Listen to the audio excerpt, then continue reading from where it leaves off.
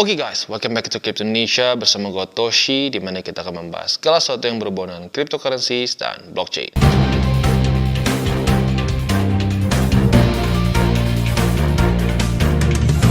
Oke, pada hari ini guys, kita akan kembali lagi ke Crypto Reviews. Dan pada hari ini kita akan mereview mengenai suatu cryptocurrency project yang bernama Alaska Gold Rush. Nah, tetapi seperti biasa, sebelum kita masuk ke reviewnya, gue akan disclaimer dulu bahwa semua konten dari Toshi Crypto Indonesia ini bukanlah financial advice. Sekali lagi gue ulangi, bukanlah financial advice, tujuannya adalah untuk edukasi, ya. Disclaimer beres, langsung kita masuk ke reviewnya. Jadi ini apa sih bang? Ya, simpelnya ini adalah suatu game play to earn metaverse. Nah, kalau kita udah ngomongin soal play to earn metaverse, yang sering masuk di otak kita adalah game RPG ya. Stylenya mungkin yang kayak tahun 2000 awal tuh, banyaknya mereka saling serang gitu ya, nunggu terus pakai apa namanya item-item tertentu. Nah, sebenarnya nggak ada masalah kayak gitu ya, dan cukup banyak penggemarnya juga. Tetapi banyaknya penggemar yang memang sudah gamer dari sananya. Menurut gua, buat orang-orang yang cenderung awam, itu lebih banyak tertarik ke game-game yang secara grafik lebih realistik ya, lebih realistik. Dan yang kedua adalah dia first person shooter biasanya ya, game tembak-tembakan. Contoh paling klasik adalah Valorant. Di Indonesia maupun di ya bisa dibilang di Asia ya banyaknya, itu sangat populer sekarang, bahkan mulai di Asia itu mulai banyak memakan juga apa namanya market CS:GO ya, dimana kita tahu CS:GO kan itu ya zaman dulu tuh kesannya 2000 berapa ya, 2010-an lah ya, itu kayak nggak ada yang bisa sentuh.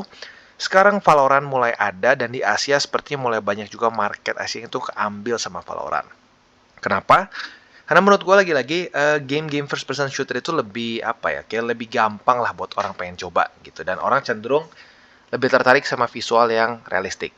Nah, untuk si Alaska Gold Rush ini sebenarnya masuk ke tengah-tengah ya.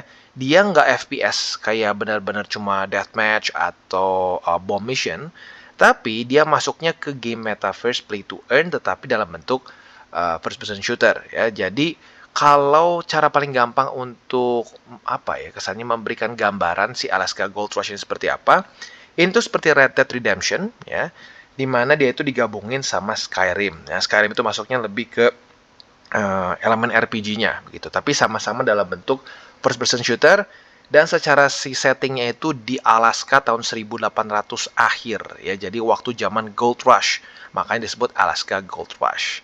Nah, di dalamnya ngapain bang? Di dalamnya itu kita mining emas, tapi emasnya dalam bentuk token tertentunya ya. Nah, jadi kita tanpa lama-lama lagi langsung kita bahas lebih detail. Nah, jadi untuk si Alaska Gold Rush ini masuknya ke Web 3.0, ya ini adalah suatu native game dengan open world, ya dengan exciting plot dan adventure yang kita bisa lakukan di dalam si Metaverse Alaska Gold Rush. Untuk sekarang, ya setahu gua ini masih dalam tahap pengembangan, dan hanya baru ada ini saja, gameplay saja, kita belum bisa mainin ya. Nanti kemungkinan kedepannya akan bisa kita mainin. Nah, selanjutnya kalau kita di sini juga ya, seperti yang kita bisa lihat, dia menyatakan bahwa di crypto gaming space ini banyak mengalami excessive inflation. Bisa dibilang ya juga sih, banyak project-project play to earn itu yang kadang-kadang tokennya nggak kira-kira, banyaknya tuh luar biasa. Dan buat orang-orang yang udah main beli tokennya, waktu ya beli token tanpa lihat tokenomics, ujung-ujungnya bingung, wah kok harganya turun terus ya, atau kayak waduh kok supply-nya nambah terus. Nah, di sini mereka ingin mencoba untuk menyelesaikan permasalahan tersebut ya. Dan menurut klaim mereka ini, Alaska Gold Rush ini sudah menggather team of gamers dan juga financial experts untuk membuat satu game yang thriving ekonominya ini bisa long lasting insentifnya untuk para players ya. Nah, di sini akan ada namanya Karat token, di mana ini adalah satu token yang bisa men-sustain integral part of the gameplay-nya itself ya. Untuk in-game ekonominya kita bisa di sini ya. Untuk detailnya buat lo yang pengen lihat bisa klik di bagian sini, ada penjelasannya nih, ada flow-nya ya. Nah, jadi kurang lebih gambarnya seperti itu. Nah, kita langsung lanjut lagi ya. Di sini kalau kita lihat, jadi mereka itu ada beberapa angle ya. Yang pertama itu kita bisa mengkolek gold. Nah, untuk mengkolek gold ini caranya seperti apa? Antara dua ya. Sebenarnya nggak sih, kalau collect gold satu lah ya. Ini yang paling mungkin secara modal paling tipis lah ya. Di sini kita tinggal apa namanya get employed ya, kita get employed sama yang punya tanah di Alaska Gold Rush ya, which is itu orang lagi. Nah, nanti kita akan mining emas di situ ya, nanti akan ada NFT-nya bentuknya seperti ini ya. Jadi akan ada item untuk miningnya semakin kuat ya otomatis semakin besar juga hasil emas yang lo dapatkan. Nah buat yang punya si landnya ini akan mendapatkan keuntungan juga. Nah keuntungannya apa? Keuntungannya adalah mereka akan mendapatkan sebagian dari hasil gold yang lu mining begitu ya. Sama kayak inilah, sama kayak orang yang punya tanah lu nyewa ke mereka gitu kesannya ya. Nah, mungkin nanti saat lu sudah cukup kaya ya, atau lu mau langsung beli pun tokennya bisa ya. Nah, lu bisa memiliki si tanah dari uh, Alaska Gold Rush ini. Jadi, lu langsung bisa mining sendiri plus juga dapat bagian dari orang-orang yang lu employ di dalamnya, begitu ya.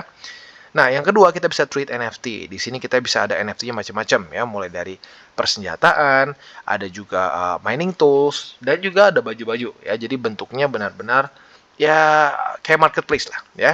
Selanjutnya juga yang gak kalah penting di sini ada elemen kita harus bisa survive. Di dalam dari game Alaska Gold Rush ini nggak hanya mining saja. Di dalamnya akan ada bandit ya, akan ada juga elemen-elemen gitu misalkan dingin dan seterusnya. Kalau lu nggak punya item yang cocok, lu kemungkinan bisa sakit ya, sakit, mati dan ujung-ujungnya ya gold lu ambil gitu ya, bisa dicuri, bisa lu sakit dibawa ke rumah sakit dan lu harus bayar dan seterusnya. Ya, jadi bisa dibilang cukup kompleks ya, cukup kompleks. Nah, jadi kurang lebih seperti itu gambarannya ya. Jadi mereka ini membuat settingnya seperti Gold Rush di 1897 ya. Jadi kasarnya seperti itu. Dan kalau kita di sini ya, lagi-lagi penekanan mereka itu ada beberapa cara untuk bermain. Yang pertama mungkin kita harus face nature dari si Alaska Gold Rush ini ya. Jadi mereka itu ada snowstorms, ada juga freezing cold dan seterusnya. Jadi kita harus well equipped untuk bisa traveling di dalam si Metaverse Alaska Gold Rush ini sendiri. Nah, setelah itu di dalam juga akan ada bandit, ada juga wild animals yang bisa memakan stamina lu maupun juga ya lu gitu. Lu bisa sampai masuk rumah sakit dan semua emas yang lu sudah ambil yang atau sudah lu mining itu akan hilang. Ya, jadi kita harus juga berhati-hati di dalam si metaverse-nya. Dan juga bisa juga buat yang jalur sultan, lu bisa langsung menjadi landowner dan lu akan mendapatkan passive earning dari orang-orang yang mining maupun kalau lu mining sendiri pun bisa. Ya, jadi ini yang ya jalur inilah, jalur sultannya ya. Juga ada quest di sini ya. Jadi nggak cuma mining aja, sebenarnya ada quest-quest lain juga. Dan juga di sini akan ada pemilihan senjata. Nah, tentunya bentuknya dengan NFT. Semakin kuat, semakin rare biasanya akan ada special skills-nya lah, kurang lebih seperti itu ya. Dan ini untuk gearsnya ya, gearsnya juga akan jadi pendamping yang bisa dibilang akan menjadi juga item yang penting ya, karena kalau misalkan ya nanti si udaranya ekstrim dingin dan lain-lain, kita nggak punya item yang cocok, kita bisa lebih gampang sakit dan seterusnya. Ya, jadi bisa dibilang cukup realistik ya. Makanya mereka menyebutnya ini seperti Red Dead Redemption dicampur dengan Skyrim ya. Nah, untuk si desainnya seperti yang gue bisa yang udah gue bilang tadi juga, dia 3D yang pasti ya dan bentuknya first person shooter plus secara grafiknya menurut gue realistik ya. Jadi ya menurut gue ini bisa cocok buat orang-orang yang benar-benar gamer maupun orang-orang yang cenderung awam lah kesannya karena secara grafik menarik ya. Dan nanti juga tentunya land sale-nya akan coming soon. Untuk sekarang masih belum bisa dibeli ya, dan gamenya pun sebenarnya masih belum bisa kita mainkan. Jadi bentuknya masih gameplay saja ya. Nah, sekarang kita akan masuk dulu ke gameplay. Setelah ke gameplay kita akan bahas lebih detail lagi mengenai si Alaska Gold Rush.